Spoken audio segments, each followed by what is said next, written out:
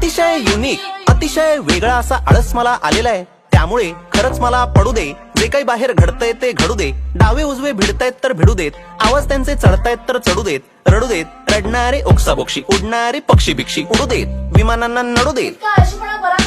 आता जरा घसा माझा सुकलेला आहे, आई पाण्याचा गडू दे. आणि पुढच्या वेळेस असा फालतू आळस केलास ना तर बबडूला तुझा लहानपणीचा साडीतला फोटो पाठवीन.